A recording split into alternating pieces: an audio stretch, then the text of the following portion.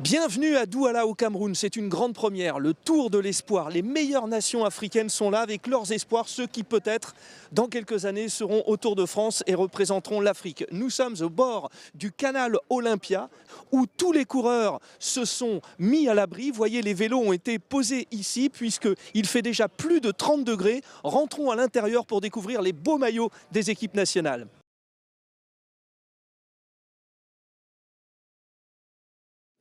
Voilà, dans le cinéma Canal Olympia, évidemment, c'est beaucoup plus agréable avec la climatisation. Vous voyez que les Tunisiens se sont placés aux avant-postes devant les Mauriciens, les Ivoiriens. Nous avons vraiment ceux qui, dans quelques années, représenteront le continent africain au meilleur niveau international du cyclisme. Vous voyez donc les 15 nations présentes avec également un invité, le Vietnam. Sur ces nations, on retient évidemment la présence du pays organisateur, le Cameroun, mais parmi les gros candidats attendus, il y a l'Érythrée, le Maroc, le Rwanda, l'Afrique du Sud, l'Algérie, l'Éthiopie, bref, des nations qui déjà chez les professionnels ont eu de gros résultats. Regardez, l'équipe du Cameroun est en train de se préparer, ils sont là avec bien sûr tous leurs supporters. C'est un peu spécial hein, d'avoir tous ces supporters là pour le Tour de l'Espoir. Hein. Ouais, ça fait vraiment plaisir d'avoir tout le Cameroun derrière nous, donc on va donner le max de nous-mêmes. Donc merci. Allez, bonne chance à vous, on se retrouve tout de suite pour le départ. Cette première étape est un circuit en fait, 10 tours de 9 km 200 à parcourir, soit 92 km avec une arrivée au boulevard de la Réunification, la même où les 83 partants se sont lancés. Je vous rappelle le principe, 4 étapes au total, 2 autour de Douala et les 2 dernières après une journée de repos après-demain, les 2 dernières étapes autour de Yaoundé, la capitale. On avance et dès le premier tour, nous sommes dans les 5-6 premiers kilomètres de premières attaques de coureurs qu'on attendait au meilleur niveau, notamment l'équipe du Maroc avec Morcine El Kouraji, coureur qu'on connaît bien en France puisque il fait partie du club de l'UC Orléans. C'est un groupe qui est en train de se dessiner et c'est assez impressionnant puisque dès ce premier tour, les grands leaders sont en train de se découvrir. Le public, vous allez voir, de plus en plus arrive. Nous avons des températures de 36 degrés. Premier passage sur la ligne, il reste 83 km de 100 et cette première échappée de 6 hommes est en train de se constituer. Réaction du peloton où on aperçoit un coureur du Rwanda, coéquipier du grand favori de ce Tour de l'Espoir, Joseph Areruya, qui est 13e coureur africain au classement UCI, c'est-à-dire qu'il est espoir, mais il fait déjà partie du classement des grands et il vient de remporter la tropicale Amissa Bongo au Gabon. Il vient de battre des professionnels. Ce petit groupe de 6 est en train de se constituer, mais également à l'arrière une contre-attaque. Une contre-attaque très intéressante où on retrouve d'autres coureurs érythréens. Il y en a 2 dans l'échappée, il y a 2 Marocains. Et bien en contre-attaque, c'est l'Érythrée et le Maroc qui sont en train de contrôler. Bien sûr, le classement général individuel est l'enjeu principal de cette épreuve qui fait partie de la Coupe des Nations. Donc chacun va pouvoir marquer des points dans le classement Africa UCI. Mais il y a un enjeu énorme aussi au niveau du classement par équipe, puisque la première équipe du classement à l'issue de ce Tour de l'Espoir au Cameroun sera sélectionnée pour participer au prochain Tour de l'avenir.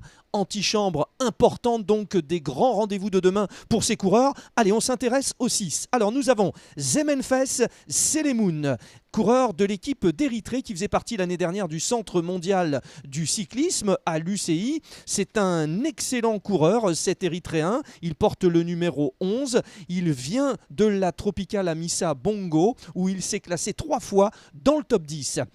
Un premier sprint au 3e passage. Ces sprints intermédiaires sont importants puisqu'ils attribuent des points pour le maillot vert du classement par points, mais également des secondes de bonification, 3, 2 et 1 seconde. C'est déjà le maillot jaune et le maillot vert qui sont en train de se jouer. Continuons la revue d'effectifs, nous étions avec les Érythréens, donc on a vu Zemenfes Selemoun, mais également son coéquipier Nathanaël Mebratom. Ces 2 hommes sont en train de collaborer, évidemment. Mebratom vient de faire au Tour du Rwanda une succession de top 10 dans toutes les étapes. Il était le meilleur grimpeur, il faudra le suivre. Les Marocains maintenant, avec le 22, El Mehdi Chokri, il est avec Morcine El Kouragi. Ces deux-là sont vraiment annoncés comme les deux leaders de l'équipe du Maroc et ils sont là dans ce groupe de rêve.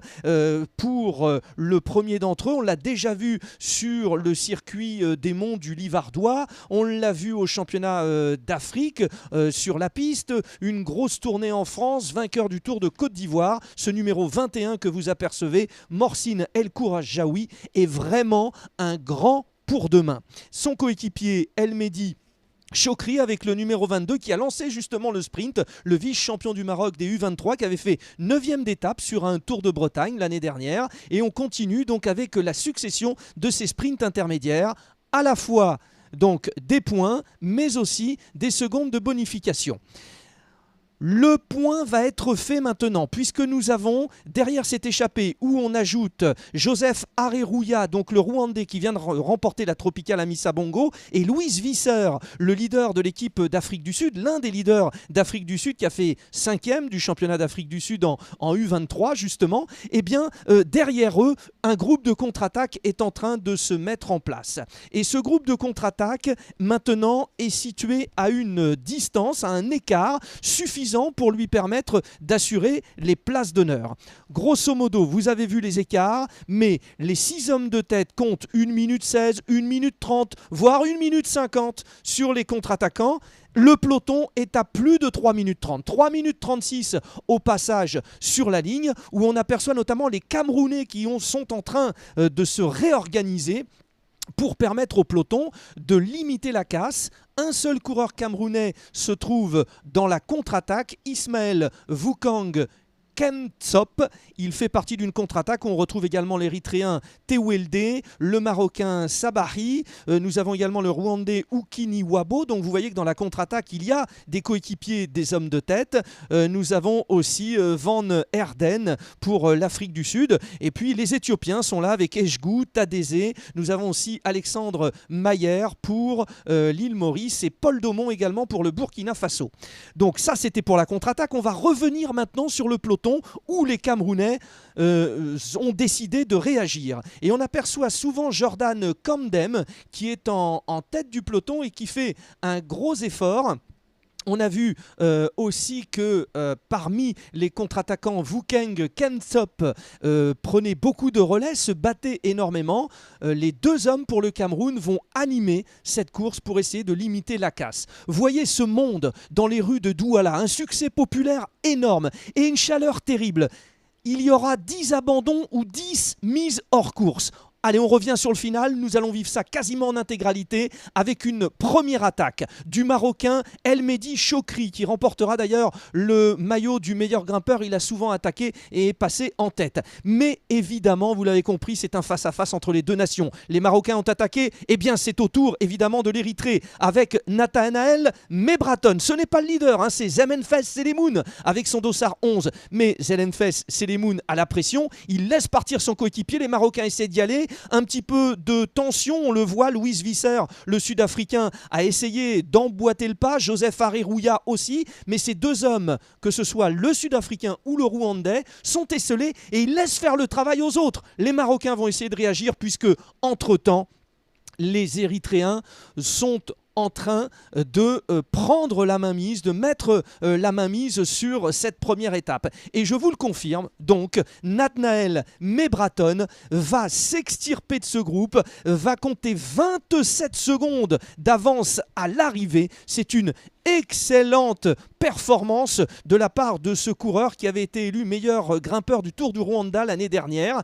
Et tenez-vous bien, derrière lui, c'est Zemenfes Selemoun, son leader, qui va aller faire une deuxième place devant El Mehdi Chokri, le Marocain, Visser, Areruya, El Kouraji. Sont là donc les 6 hommes de tête qui vraisemblablement se disputeront pour dimanche prochain la victoire finale parce qu'il compte 2 minutes 53 d'avance. Vous allez le constater sur la contre-attaque qui a beaucoup perdu dans le dernier tour. Alors, Voici le classement, la confirmation. Vous allez voir 2 minutes 53 pour la contre-attaque avec en tête de ce deuxième groupe le Rwandais Uki Niwabo. Le maillot jaune est donc bien sûr porté par Nathanael Mebraton qui compte au classement général avec les bonifications 24 secondes d'avance sur son coéquipier.